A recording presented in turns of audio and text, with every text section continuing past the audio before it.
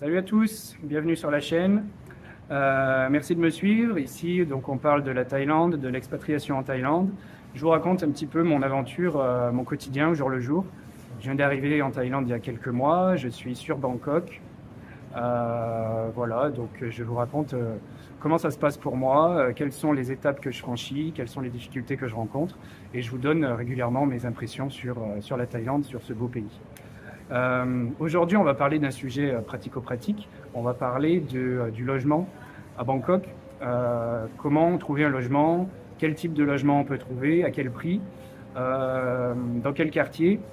Voilà, pour une personne seule qui arrive sur Bangkok et qui veut se loger tout simplement. Parce que évidemment, c'est la première des choses qu'il faut faire quand on arrive. Je pense que la majorité d'entre vous, vous êtes français, donc en France, moi-même je viens de France. Dans les grandes villes en France, il y a une espèce de crise du logement. Ça a toujours été très compliqué de trouver à se loger, encore plus depuis un an ou deux. Moi, quand j'étais sur Lyon, c'était très compliqué de se loger. Quand je suis arrivé, il a fallu prendre une colocation parce que je trouvais pas de logement. Je sais que sur Paris, c'est encore pire. Et puis toutes les grandes villes, Lille, Bordeaux, Strasbourg, etc. Trouver un logement, c'est toujours un petit peu le parcours du combattant. Ici, sur Bangkok, c'est très différent. Ici, je ne vais pas dire que c'est facile, mais en tout cas, ouais, si, c'est beaucoup plus facile que la situation qu'on a en France. Ici, ils ont beaucoup construit. Il y a des logements disponibles pour tout le monde. Donc, voilà, vous pouvez faire plusieurs visites et vous pouvez trouver chaussures à votre pied dans tout type de quartier, à tout type de prix. Après, c'est votre budget en fait qui va faire la différence et le niveau de luxe entre guillemets que vous voulez. D'ailleurs, en parlant de ça, au niveau des prix, vous aurez tous les prix ici. Alors, je vais prendre pour une personne seule, mais pour une personne seule qui veut louer une chambre, voilà, un petit appart classique, une chambre, une cuisine, un petit salon, une salle de bain. Ici, ça peut aller, alors je vais parler en baht thaïlandais, ça peut aller de moins de 8000 bahts à plus de 30 000, voire encore plus. Après, il n'y a pas de limite. Mais en gros, pour vous donner une idée, alors moins de 8000 bahts, 8000 bahts, ça fait, je me le suis noté, ouais, on va dire moins de 10 000 bahts, ça fait aller dans les 250 euros. Vous pouvez vous loger pour 250 euros par mois à Bangkok, il n'y a aucun problème pour ça. Par contre, vous n'irez pas en plein centre, dans un immeuble ultra luxueux, en plein Sukhumvit, avec les restaurants en bas de chez vous. Vous allez, pour avoir un prix comme ça, il va falloir vous éloigner un petit peu, vivre dans un quartier un petit peu plus excentré ou un petit peu plus loin des transports publics, ce qui finalement n'est pas un gros souci parce que la différence entre Bangkok et la plupart de nos villes françaises, c'est qu'à Bangkok, vous avez de la vie partout, dans tous les quartiers. Il n'y a pas que le centre-ville en fait. Même si vous vous éloignez, vous aurez des marchés, des centres commerciaux, du monde dans la rue, les magasins ouverts, etc. Vous aurez toute une succession de, comment dire vulgairement, de mini-centre-ville un petit peu partout. Donc vous aurez toujours accès à toutes les commodités. Ici, il y a très peu de... Enfin, en tout cas, moi, j'ai pas visité de quartier dortoir en fait. Vous venez simplement pour dormir et puis par contre, il faut prendre la voiture ou prendre le métro pour aller à la pharmacie ou aller acheter quoi que ce soit. Non, en général, vous avez tout en bas de chez vous, peu importe le quartier où vous habitez. Donc ça, c'est très bien.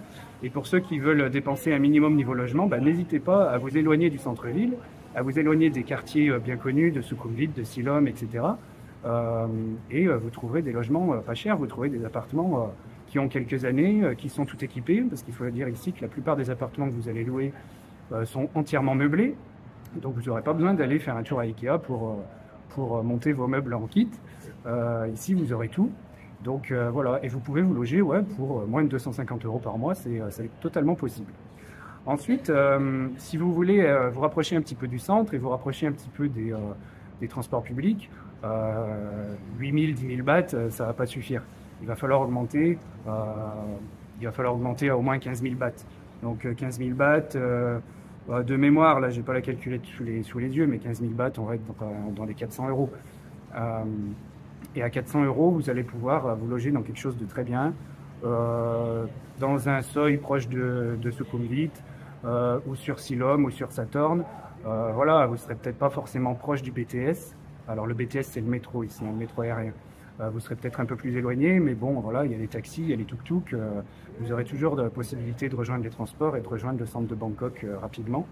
Et voilà, à 15 000 bahts, on va dire que c'est un premier budget qui va vous permettre de vous loger très bien dans un condo moderne où vous aurez voilà, une pièce, cuisine, la salle de bain, tout confort, la clim évidemment, et puis où vous aurez la piscine, la salle de gym, etc. Après, si vous voulez monter un petit peu plus en gamme et surtout, pas tellement monter en gamme, mais vous rapprocher du centre, être dans le centre de Silom, être sur Sukhumvit, là, ce sera au moins 20 000 bahts. Vous pouvez trouver un peu moins, mais dans ce cas-là, vous serez dans des condos plus anciens, peut-être moins bien sonorisés, moins bien isolés. Mais à 20 000 bahts, 20 000 bahts, je pense qu'on est dans les 500 euros. À 500 euros, vous vous logez très bien dans un truc moderne, proche des transports, dans le centre de Bangkok. Et puis après, bien sûr, il n'y a pas de limite, hein.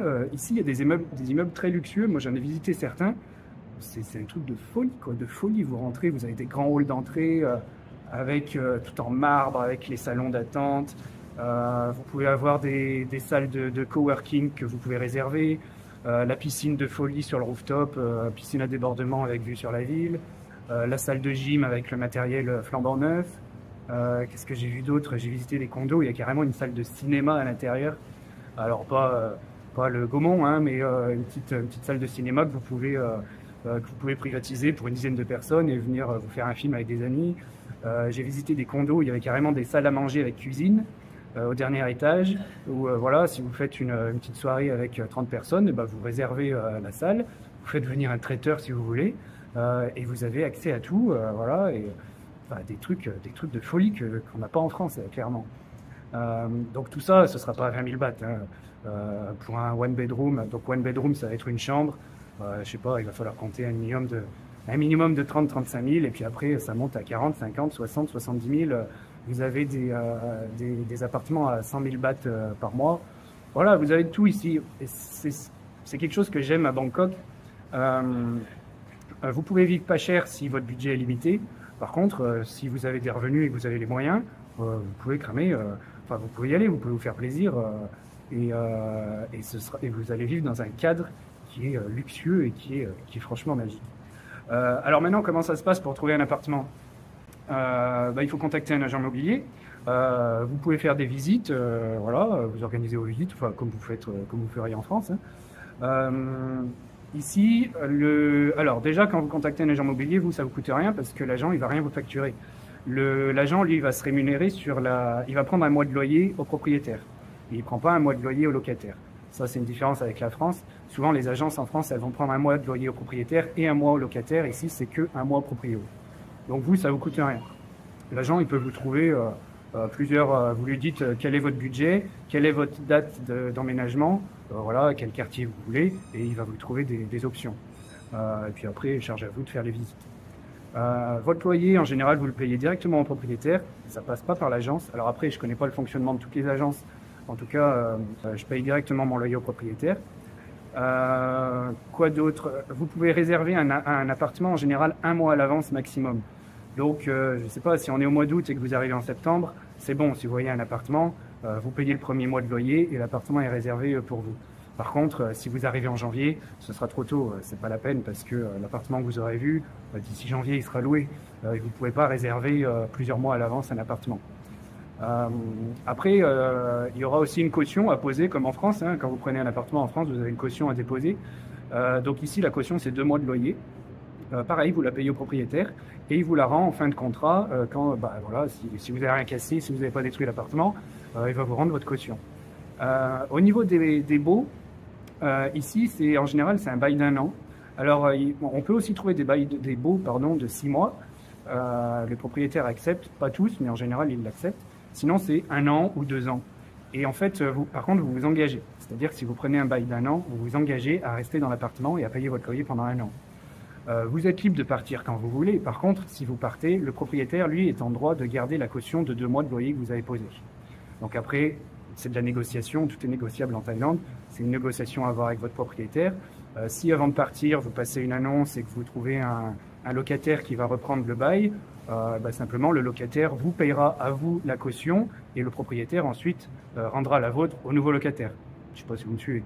Voilà. Mais sinon, si vous partez en laissant l'appartement vide avant l'échéance des 1 an, vous risquez de perdre votre caution.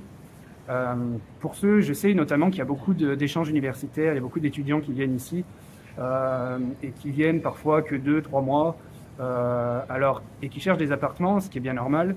Ça peut être compliqué de trouver un appartement pour 3 mois, je vais être honnête. C'est même très dur. Dans ce cas-là, il vaut peut-être même regarder le niveau Airbnb ou alors regarder des appart-hôtels. L'autre fois, je me promenais du côté de Chongnonji, c'est le quartier central de Silom. Et il y a un immeuble complet qui se loue au mois. Et vous pouvez trouver comme ça des logements au mois. Mais par contre, ce sera dans des petits apparts, dans des petits immeubles où vous n'aurez pas forcément la piscine, la salle de sport, etc. Ce sera quelque chose d'un petit peu plus rustique, un petit peu plus local. Voilà. Et puis sinon, si par exemple vous venez et que vous restez 5 mois, bah, pourquoi pas envisager de prendre une location de 6 mois. Et puis bah, vous perdez le dernier mois, voilà, ça peut arriver. Mais si vous voulez tout le confort, la piscine, etc., un condo moderne, c'est un calcul à faire en fait, tout simplement. Voilà, je pense qu'on a abordé un petit peu tous les points. Le point des charges. Ici, le locataire, vous ne payez pas de charges de copropriété, pardon. C'est uniquement le propriétaire qui va payer les charges. Bien sûr, il va les répercuter dans le loyer qu'il va vous demander, mais vous n'aurez pas une régularisation de charges comme on fait en France toutes les années, etc. Ici, ça n'existe pas. Ici, c'est un forfait, vous payez votre loyer et à partir du moment où vous payez le loyer, vous avez accès à la piscine, à toutes les facilities de l'immeuble. Par contre, il faudra forcément payer l'eau et l'électricité. Alors l'eau, ça coûte que dalle. L'eau, moi, ça me coûte quelques euros par mois. Je crois que j'ai dû payer une centaine de bahts. Donc l'eau, c'est même anecdotique, on n'en parle même pas. L'électricité, c'est un petit peu plus cher parce que l'électricité, tout va dépendre de si vous avez chaud ou pas. Si vous faites tourner la clim à longueur de journée, ça risque de chiffrer un petit peu. Si vous la mettez que la nuit, le soir, vous la mettez pas trop fort, bah voilà, vous pouvez faire des économies. Moi, en gros, ça me coûte entre 1000 et 1500 bahts par mois. Donc, j'ai pas encore trop la conversion en euros. Allez, une trentaine d'euros, disons. Je mets la clim la nuit parce que moi, j'arrive pas à dormir quand il fait trop chaud. La journée, je la mets pas le matin. Si j'y suis l'après-midi, je vais la mettre un peu parce que l'après-midi peut faire un peu chaud. Mais voilà, en fait, la facture d'électricité, ça dépendra de la clim, tout simplement. Ça, c'est très simple à payer. La facture d'eau, bah, vous la recevez dans votre boîte aux lettres. Vous descendez à la réception de l'immeuble. La réception, en général, elle est ouverte tous les jours, 7 jours sur 7. Et puis vous allez, vous dites que vous habitez dans tel appartement, vous venez payer votre facture d'eau et vous la payez. Pour l'électricité, bah, c'est différent parce qu'ici, alors je ne connais pas le nom de l'entreprise, mais c'est un peu le EDF local. C'est au niveau du gouvernement que c'est géré. Vous recevez une facture. Cette facture, vous pouvez soit la payer par une appli sur le téléphone. Je vous en parlerai peut-être un peu plus tard parce que pour l'instant, je n'ai pas installé ça et je n'ai pas testé ce moyen de paiement. Mais sinon, vous allez au 7-Eleven et vous payez votre facture tout simplement. Alors 7-Eleven, on en parlera. Le 7-Eleven, c'est un des emblèmes de la Thaïlande. C'est des petites épiceries que vous trouvez tous les 200 mètres dans toutes les rues et qui sont ouvertes 7 jours sur 7, 24 heures sur 24. Vous pouvez acheter tout ce que vous voulez et vous pouvez notamment payer votre facture d'électricité. Voilà, bah écoutez, j'espère que vous aurez pris quelques infos. N'hésitez pas à me laisser des commentaires, à me poser des questions. N'hésitez pas à me partager vos expériences à vous pour trouver un logement sur Bangkok. Ça m'intéresse, on peut en discuter. Et je vous dis à la prochaine. On abordera un autre sujet dans la prochaine vidéo. Salut!